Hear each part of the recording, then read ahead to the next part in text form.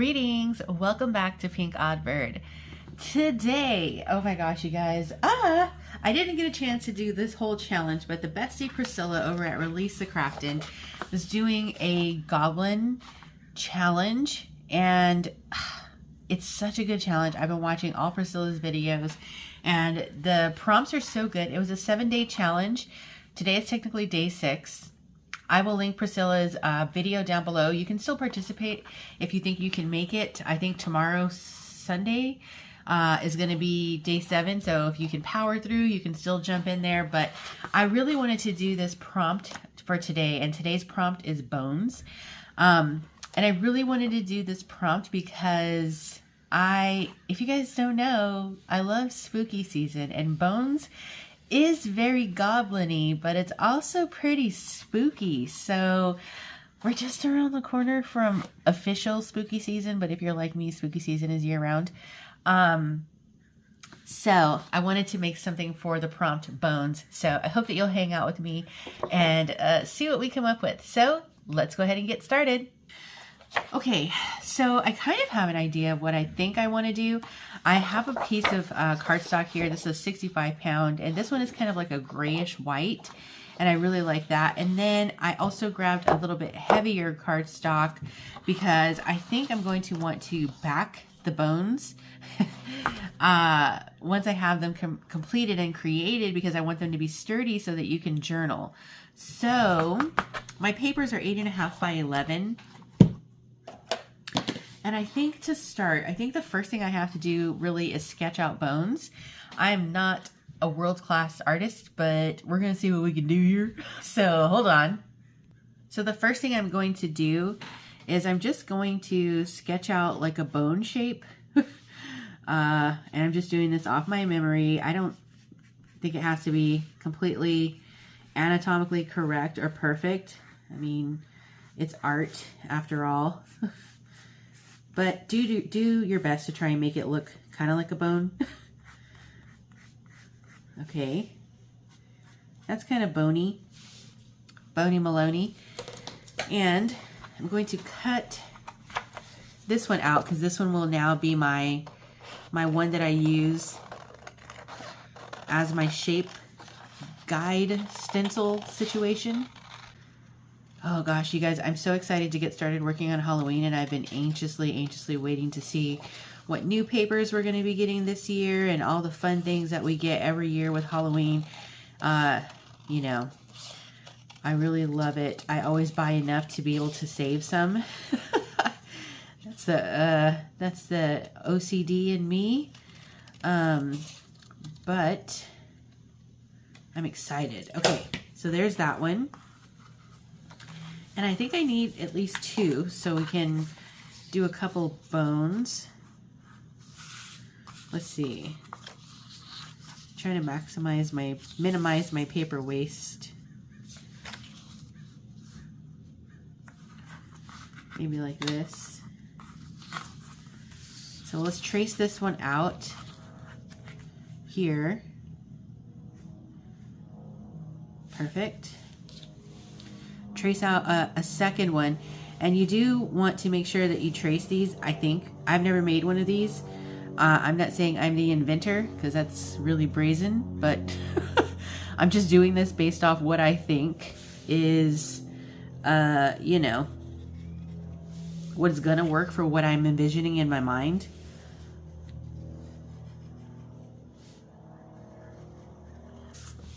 Okay, let's cut out the second one. Okay, now that I have the 2, I want to just kind of make sure that they really match up, and by Joe, they mostly do.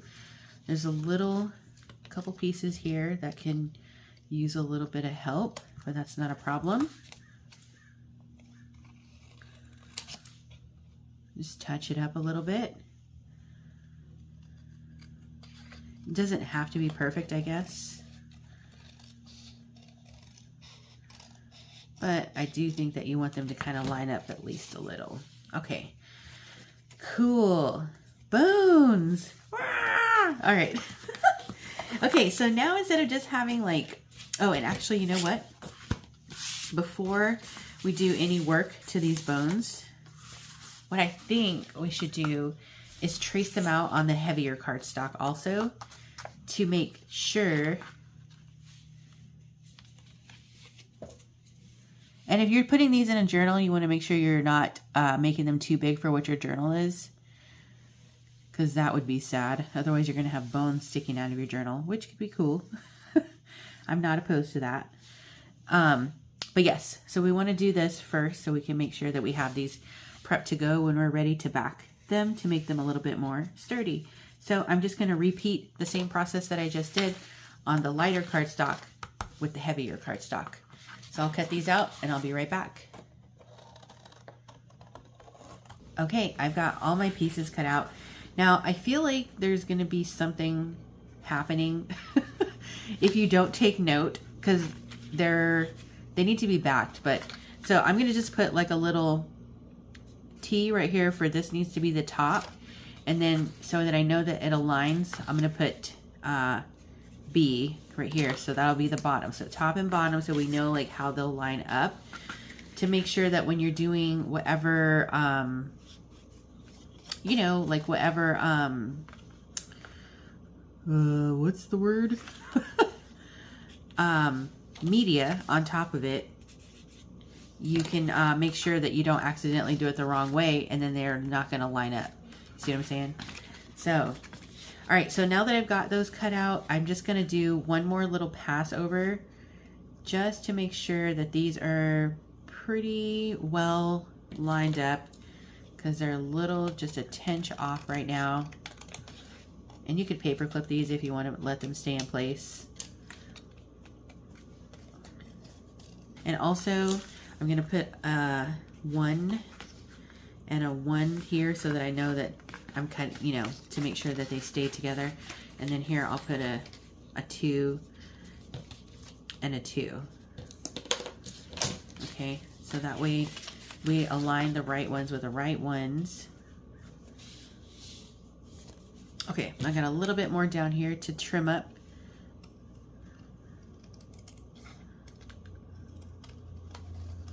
Just to make it a little bit more neat.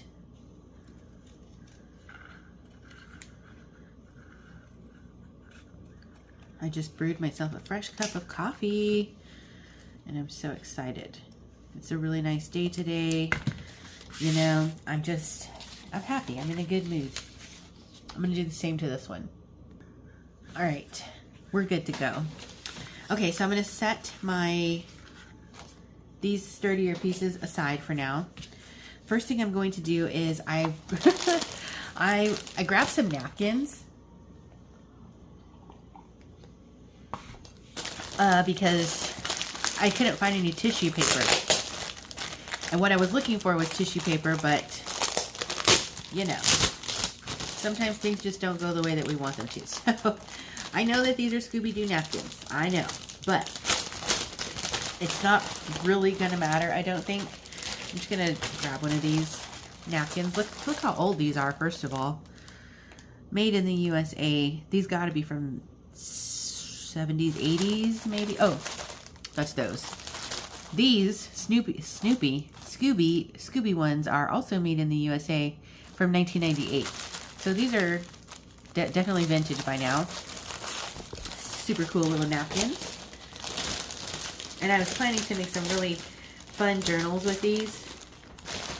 But that'll be coming sometime after Halloween and maybe next year, because I have to do Christmas. I really want to make some nice Christmas journals this year. I usually like to make some nice Christmas sets, so I'm looking forward to that as well. So the first thing I'm going to just do is take apart this napkin and just get myself with the skeleton part of the napkin. So let me do that. Okay, separated. So as you can see, and I think I actually might be able to even get one more layer out of this napkin if I'm not mistaken. I do believe that there's going to be one extra layer here. Perhaps. Yeah, I can see it. So if I need it, there is one more layer here. So if you don't have tissue paper, don't fret. Just use napkin. So I want to give these bones a little bit of texture. And I know bones probably don't have texture in real life. It's okay. It's okay. We're not trying to be anatomically correct, you know, precise and all that stuff. We're just having fun and making some cool tags. All right, I'm gonna take a little bit of my collage medium here and put some on each tag. And you guys know when I use this, I like to make it a little dash watery so that the medium spreads out a little bit better.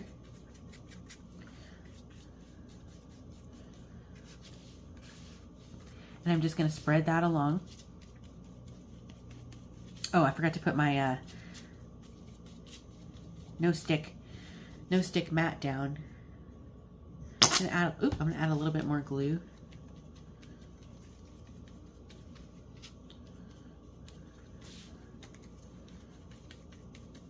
Perfecto. Okay, now I'm going to take my napkin, set it down, and I want to let it crinkle a little bit. So I'm just gonna crinkle it on here so it'll have a little bit of texture.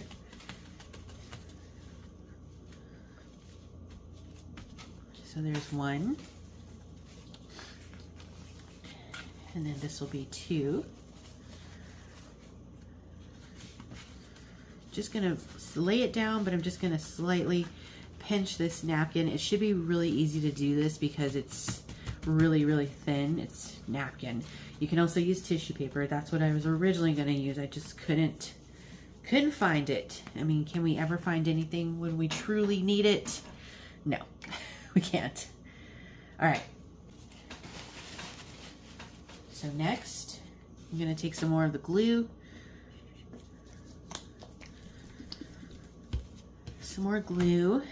and add it to the tops of the tags to seal it. And then I'm going to give these a few minutes to dry and we'll move on from there. All right, let's let it dry. Okay, friends, so we've got these dried down pretty okay.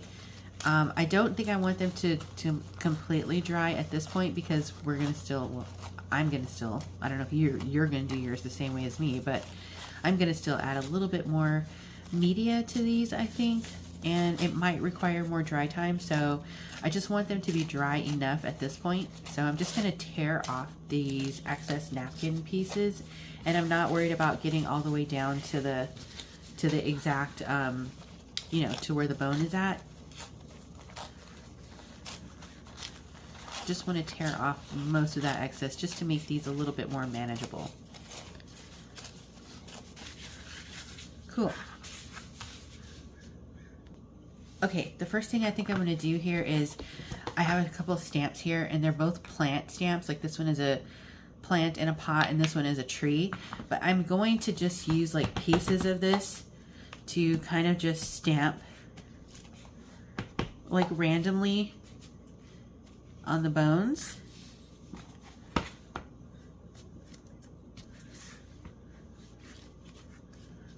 Sometimes it's cool to get a little, have a little ingenuity when you're working with your tools. All right.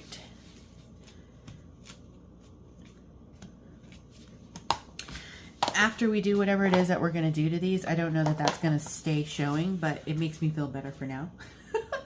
Okay, so next.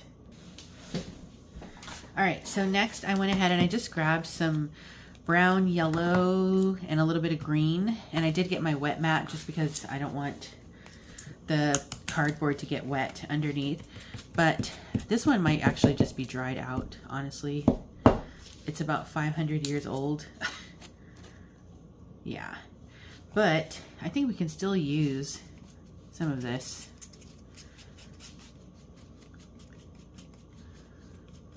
And I'm going to take my water a little bit here. And I'm just trying to grunge it a little bit I know bones are usually like whitish, but it is a goblin challenge, so, you know.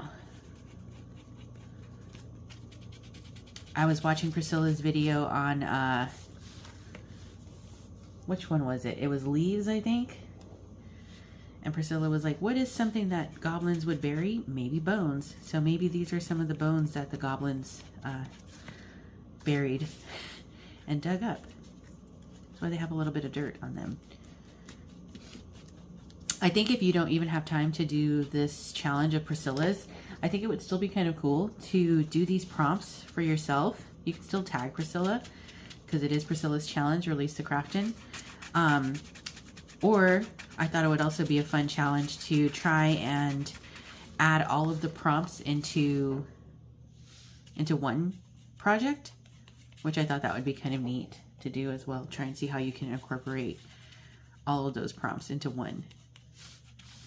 Okay, so we've got those a little bit grungy now with the brown. I think I might want to take a little bit of the yellow, just a tinge, and I am just using my fingers for this. I don't know if you guys are new to my channel, but this is the way that I like to do my creating personally. I just like to be able to feel it and just, you know, just kind of get in there and do what I feel like is what's going to be most aesthetically pleasing to me. If you don't like doing it my way, you're more than welcome to use the processes that make you feel comfortable. But this is just what I'm doing for now. Oh, that looks good. Okay. And I can still see those stamp marks that we did put down, which is cool because it kind of looks like, you know, veins. I don't know if there's veins that go through bones, but it is giving a veiny effect, which I think ultimately just adds to the like kind of creeper, ghosty, goblin-y effect. Okay, so that's what we have then. And then I am going to add just a little bit of green, and I do mean a little bit because I feel like it's going to be very potent, this green. So I'm just going to dab it on the wet mat. So I'm just going to take a little bit of water down, and that green is very potent. So I really just want to spread this out a little bit because I don't want it to be too prominent, but I do want it there a little bit. So I'm just going to dab it in here and there and just kind of spread it out. And to me, I feel like that is enough. Okay, perfect. I think I'm going to try a little bit of the spray. It's kind of like a coppery orange color, orange marigold, and just kind of spritz them a little bit with that. Yes.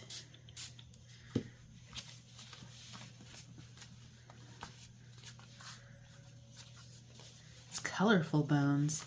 I don't know. I mean, you can do this with just plain white bones if you want to. That's totally okay. But I just wanted to, or you can even come up with different ways to add different textures. You could collage a decorative tissue on top of them. Like if you have an anatomical tissue, that would be really cool also. Really, it's just however you feel like doing it. So this is what I have so far. I'm going to let these dry and we'll be right back. Okie dokie. So I think we're at the phase now where I do want to just go ahead and trim these down to what their actual size is and get rid of this excess tissue. So I will do this and I'll be right back. All right, here are the bones so far. So you know what comes next. I think you do. We need to give these a nice little edge. So we're going to distress these. And I'm going to first start with Vintage Photo. And I think to give them a little bit more definition, I will afterwards go in with the black soot. You can see that difference here where this one has the black soot on it. So it really just finishes that edge off really, really nicely.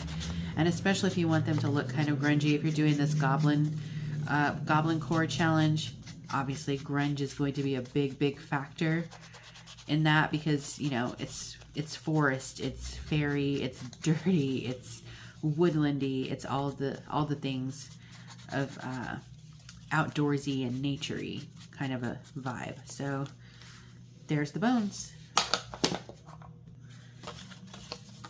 All right, it's time to get these paired up with the correct top and bottoms. Top and bottoms, there we go. And now you guessed it, we are going to go ahead and glue these down to the sturdier piece. So let's go ahead and do that.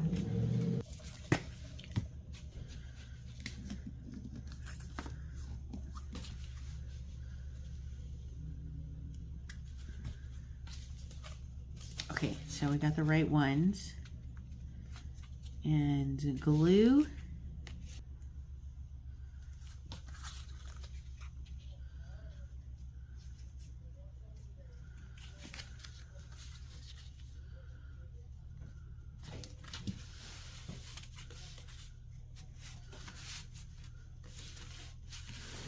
Okay.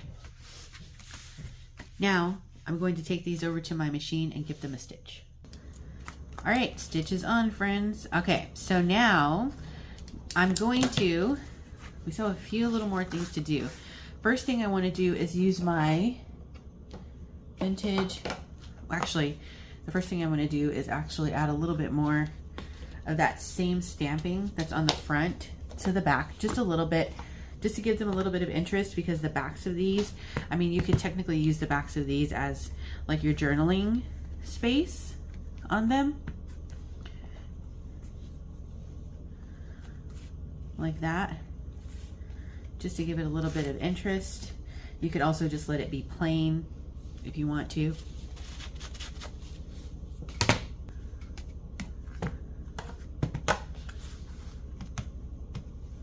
Okay, that is done. Next, I'm going to take my Gothic stencil and vintage photo, and I want to stencil on the back of these. Just randomly, kind of. That.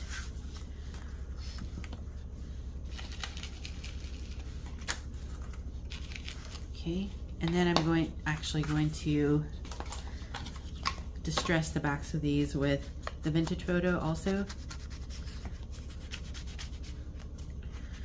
to get these edges.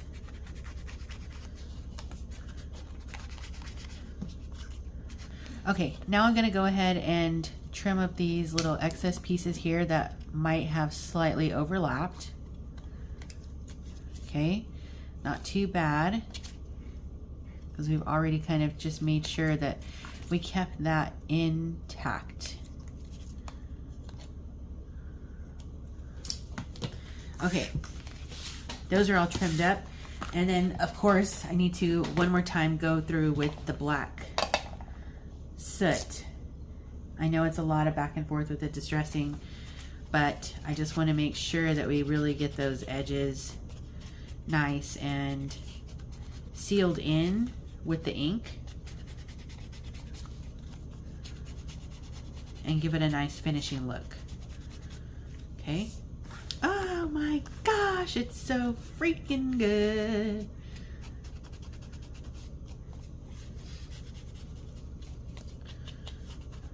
You don't need a whole lot of ink for this. Really, it's just to make sure it's kind of defined, sealed and defined.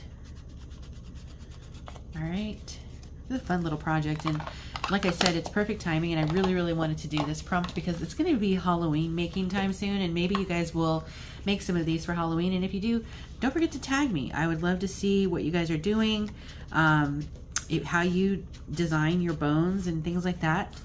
So now at this point, you can just leave these as bone tags, like as they are, and they can be written on the back. But for me, what I think I'm going to do is, I do want to say just one more time, they make great tags as they are, just tucking them into like a little pocket and then just having them be written on the back. But I want mine to look like actual like hinged bones. So I'm going to take my chomper here and punch a hole through. And I'm going to take one of these little ones here, brad things, pop it in, And now you've got a hinged bone tag. Super freaking, it's so cool. And then of course people can take it out and write on the back. I think it's such a cool little piece for your journals. Spooky season's coming up, or any type of you know, anatomical journals that you might be making or anything like that. Like I said, if you enjoyed this video, leave a comment down below, leave a like maybe if you just liked it and don't have time to comment.